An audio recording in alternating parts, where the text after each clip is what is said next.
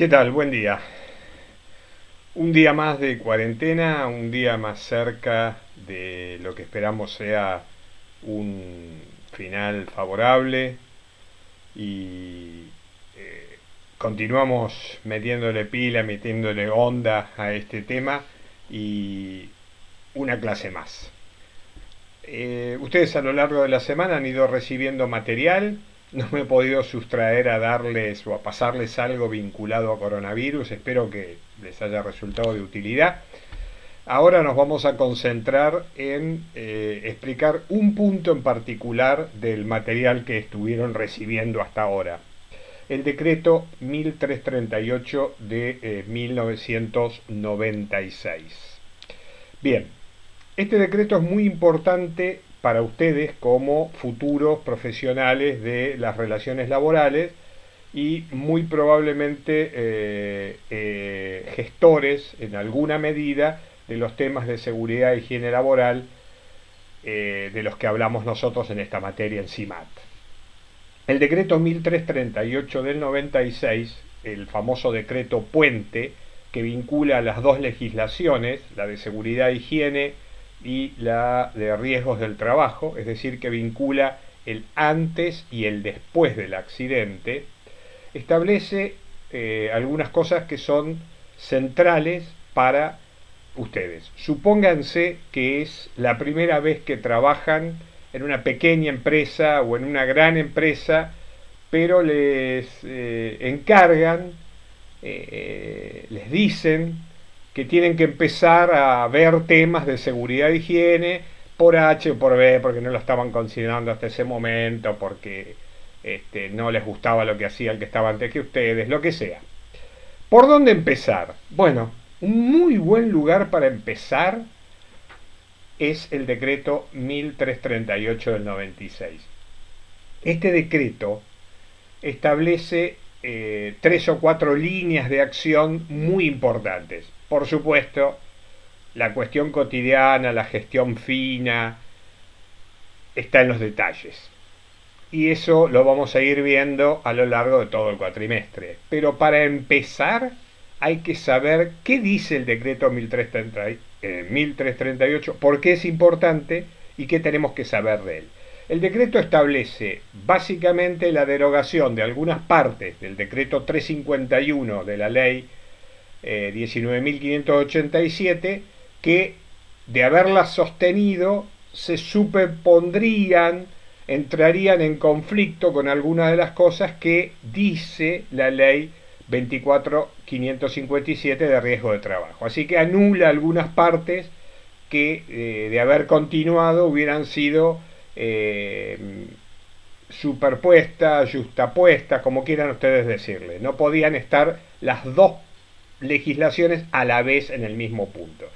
No es mucho lo que sustituye, son temas importantes, pero todo lo que sustituye, todo lo que deroga del decreto 351 está clara y claramente explicitado en los decretos reglamentarios de la ley 24.557. Así que lo que deroga por ahora lo vamos a dejar aparte y está bien servido, por decirlo de alguna manera, con lo que dice la ley vigente.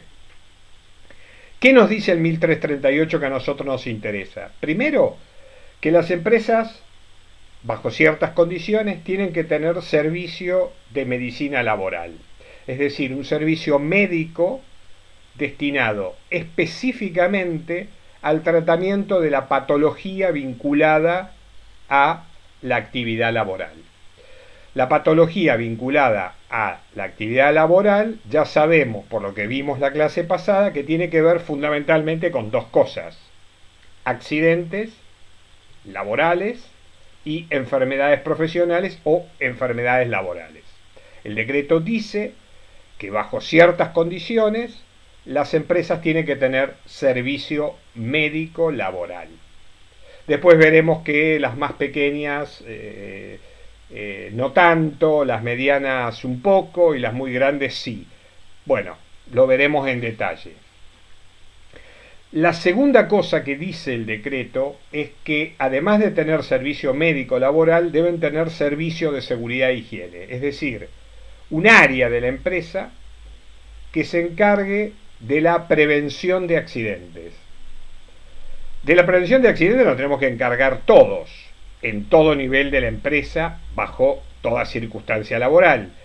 Pero en particular, como ya mencionamos cuando hablamos del programa de la materia, hay muchas cuestiones técnicas, muchas cuestiones específicas, y es de esas cuestiones específicas técnicas vinculadas a la prevención de accidentes que se tiene que encargar quien el decreto denomina Servicio de Seguridad e Higiene en el Trabajo.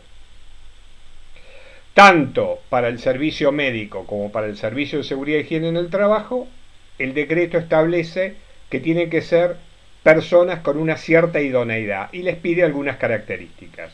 Les pido que las lean para no extender este video y en todo caso después lo complementamos a lo largo de la semana con algún otro con los detalles. Pero quien está a cargo del servicio médico tiene que ser médico, quien está a cargo del servicio de seguridad e higiene tiene que ser especialista en seguridad e higiene. Eso es básicamente lo que dice. Bien, dicho esto, le dice de manera general a las empresas qué tienen que hacer esos servicios médicos y servicios de seguridad e higiene. Se los dice de una manera muy genérica, yo acá voy a exagerar la nota para que ustedes vean de qué manera genérica se los dice. Les dice algo así como, bueno, muchachos, encárguense de la salud de los trabajadores, cuídenlos y encárguense de la prevención de accidentes. No entra en muchos detalles, está bien que no lo haga, porque hay mucho detalle, hay mucha especificidad en otras partes de la legislación. Le dice que usen esa parte de la legislación para cuidar la salud de la gente. Un tercer elemento muy importante que establece el decreto es un concepto, el de trabajador equivalente, que es un número que intenta reflejar el distinto grado de riesgo, de peligro al que se exponen los trabajadores según que estén trabajando en áreas de tipo administrativas o en áreas de tipo operativa. No digo productiva solamente, sino operativa, o sea, haciendo cosas con máquinas, con herramientas, con equipos, con procesos, que claramente, por lo menos en una primera impresión, claramente estos últimos, los operativos, los trabajadores, los obreros, sus supervisores inmediatos y mucho otro personal técnico, se expone a la posibilidad de accidentes con mucha mayor frecuencia que el trabajador administrativo. Esto es básicamente sentido común y empiria, es decir, experiencia previa de que hay menos accidentes, muchos menos entre los trabajadores administrativos que entre los trabajadores productivos. Para hacer esta distinción y poder decirle a las empresas cuánta dedicación a la seguridad e higiene tienen que tener, es que crea el concepto de trabajador equivalente. ¿Qué dice que es un trabajador equivalente? Claramente es una entelequia, es una cosa virtual, es una referencia, no existe un trabajador equivalente, sino que es el resultado de una cuenta relativamente sencilla. Por cada trabajador operativo, por cada trabajador productivo, por cada operario, por cada persona que está más expuesta a los riesgos propios del trabajo o del producto o del servicio que hace la empresa, a ese trabajador se lo cuenta por uno. En tanto que los trabajadores de esa misma empresa que son administrativos, el área de personal, el área administrativa, cuentas a pagar, contabilidad, todas las tareas que implican, digamos así, en pocas palabras, escritorio y computadora, personas sentadas, ambientes de oficina, a esos trabajadores se los cuenta por medio. No es que valgan menos, claramente no valen menos como persona, es generar la idea de que esas personas están expuestas a mucho menos riesgo que el trabajador de la fábrica, de la planta o del servicio. Vamos a dar un par de ejemplos para que quede claro. ¿Cómo calculo el número de trabajadores equivalentes de una empresa? Lo administrativo, voy a contarlos y voy a tomar la mitad de ese número. Y lo operativo, voy a contarlos y voy a tomar el número que conté.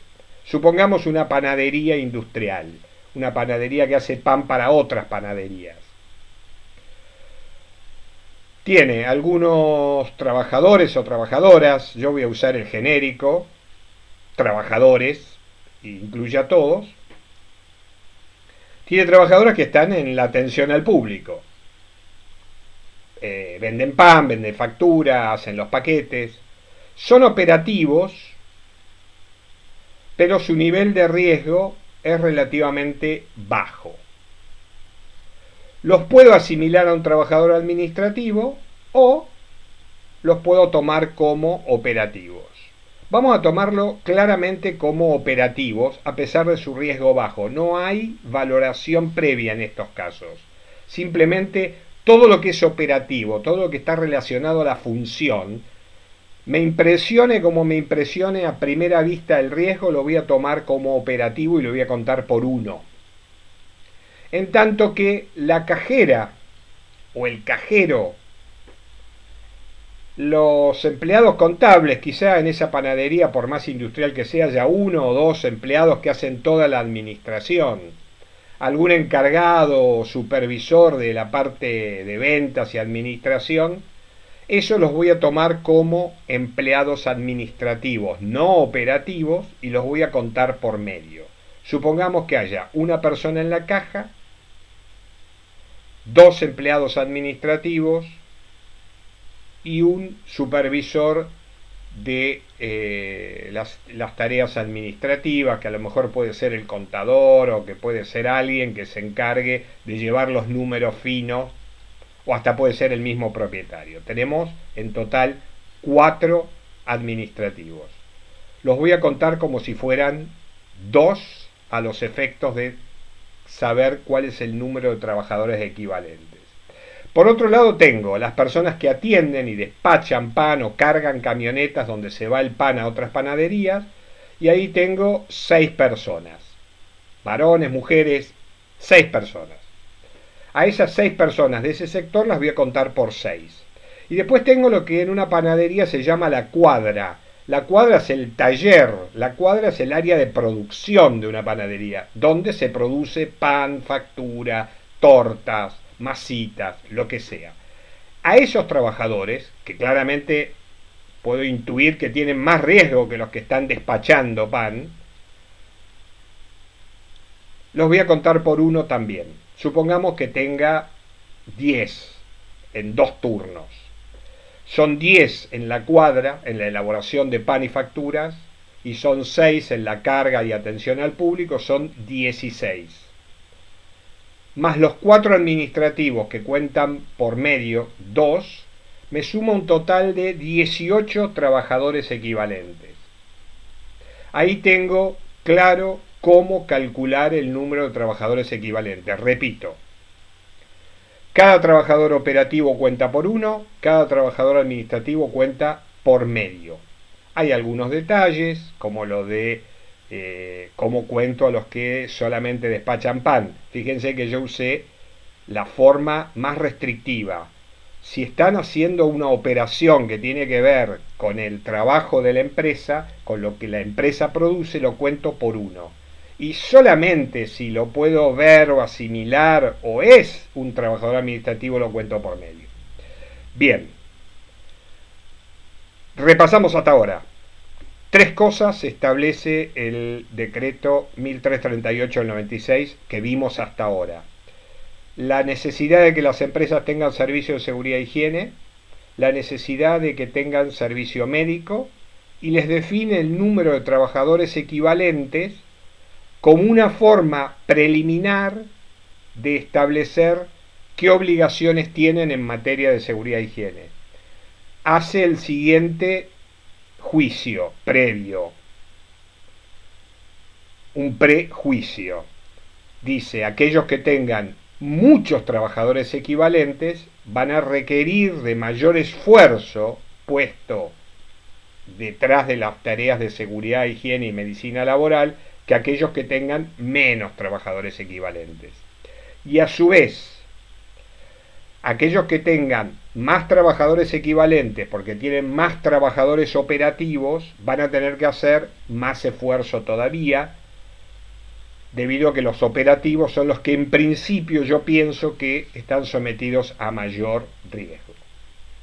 ¿Qué otras cosas más dice el decreto 1338 del 96? Bueno, establece algunas excepciones. Dice quienes no tienen que tener servicio de seguridad e higiene.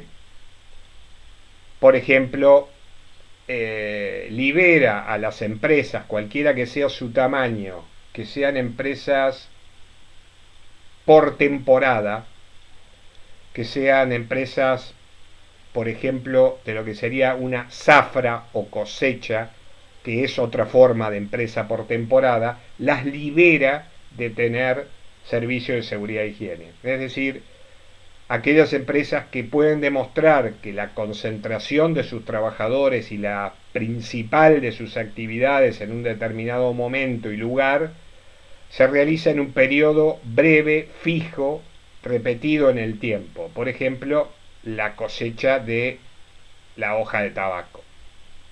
Por ejemplo, la cosecha del orégano. Por ejemplo, la cosecha de la caña de azúcar. Si esto está bien, está mal, si es una omisión o un ligero error de la legislación, es otra discusión que iremos dando a lo largo del año. Pero en principio es importante recordar que esa y otras excepciones, no muchas, las establece el decreto 1338. Para el resto de las empresas hay que tener servicio de seguridad e higiene y servicio de medicina laboral de forma proporcionalmente creciente en recursos a la cantidad de trabajadores equivalentes que uno tiene. Hay dos tablas, están en el decreto.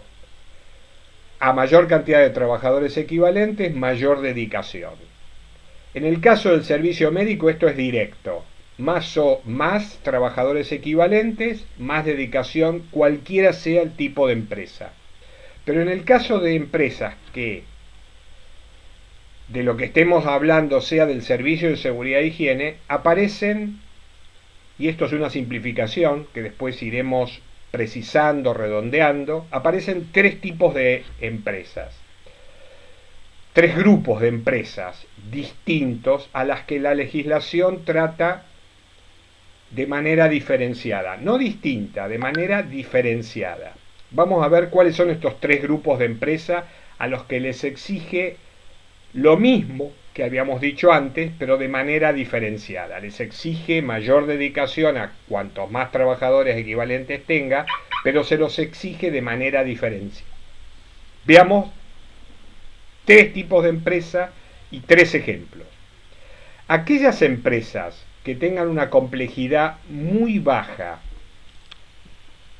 complejidad en lo que hacen, y que su mayoría de personal esté vinculado a actividades administrativas, a veces la mayoría o la totalidad o prácticamente la totalidad, las define como empresas de muy bajo riesgo. No hace la definición exacta, esto es de bajo riesgo, pero lo da a entender claramente, empresas de muy bajo riesgo, y las clasifica en el grupo A. Después vemos en detalle qué es el grupo A. Aquellas empresas de una alta complejidad y que uno supone que hay una gran cantidad de riesgos, las clasifica como empresas del grupo C. Ahora tengo las dos puntas, el extremo de menor riesgo, clase A, y el extremo de mayor riesgo, clase C. En el medio me queda aquellas empresas que no es muy claro que tengan alto riesgo, pero tampoco puedo negar que algo de riesgo tienen y no son tan sencillas o tan simples como las que claramente son A. A esas empresas las denomina clase B. Entonces voy a tener tres tipos de empresas, A, B y C. Las A muy simples en complejidad de riesgo, las C muy complejas con mucho riesgo y las B en una situación intermedia. Veamos tres ejemplos para terminar de redondear esta idea, que es el primer video sobre decreto 1338 y el primer video de la segunda clase. Va a haber otros, no necesariamente hoy sábado, otros días. Una empresa de clase A es, por ejemplo, una compañía de seguros donde la enorme mayoría de su personal es personal administrativo. Están trabajando en escritorios con computadoras. ¿No tienen riesgo? No, algún riesgo hay. Esto después iremos viendo el detalle fino. Pero en líneas generales es notablemente menor la cantidad de accidentes que hay en el trabajo, en las áreas administrativas, en una compañía de seguros, que en cualquier otro tipo de empresa técnica o que produce o elabora algo. Un banco también es una empresa de tipo A. Un banco, la casa central y sus sucursales, obviamente. Vayamos a empresas de tipo C. Una metalúrgica, donde hacen sillas metálicas, por ejemplo, donde hacen acoplados de camiones. Ahí veo que va a haber soldadura, corte de hierros, manejo de materiales pesados, maquinaria para hacer las piezas para agujereadoras, amoladoras, pulidoras. Bueno, ahí ya me estoy empezando a dar cuenta que en esa metalúrgica, aunque sea un taller pequeño, 10, 12, 15 personas, tengo más riesgos y por lo tanto va a ir a la clase C. Obvio que una siderúrgica, una empresa que hace hierro fundido, va a ser clase C. Una central nuclear va a ser clase C. Una empresa química va a ser clase C. Es decir, voy a tener riesgos que por ahora intuyo cuáles son, después vamos a hablar en más detalle, pero van a ser clase C. ¿Y qué me queda para la B?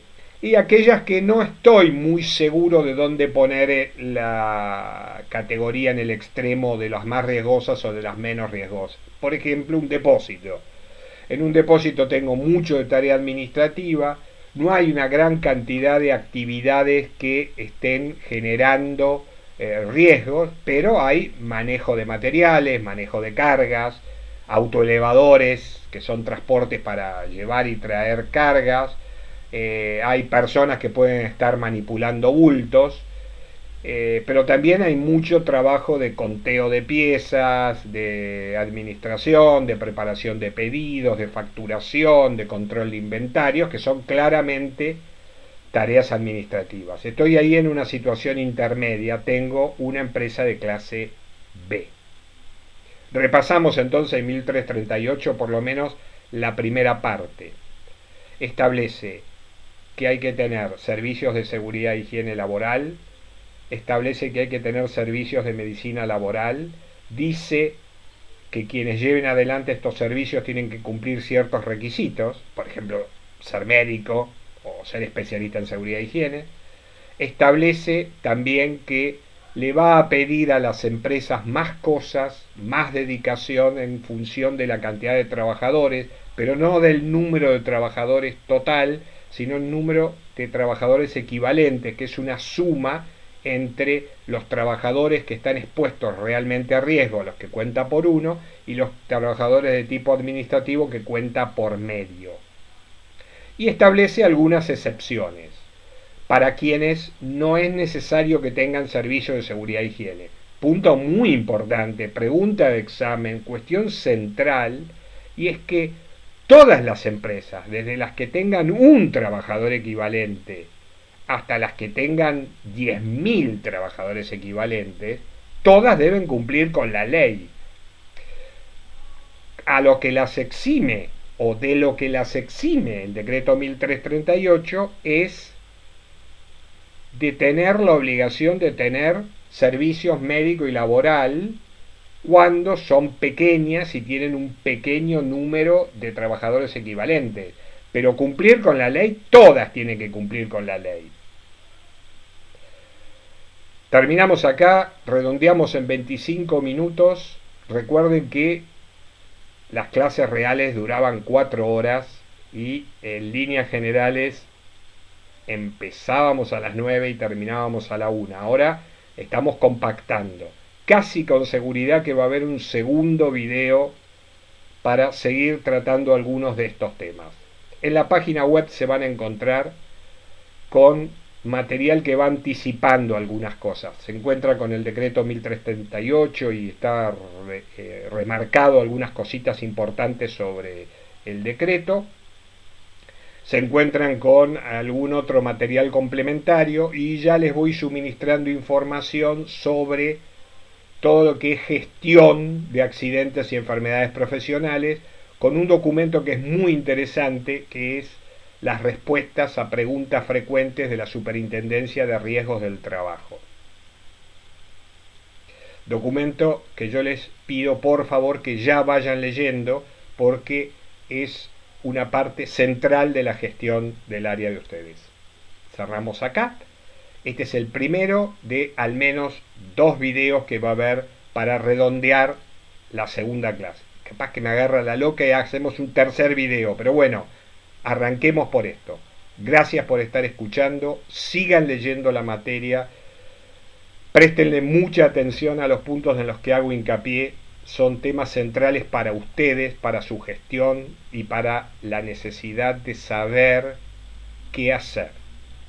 Hasta luego.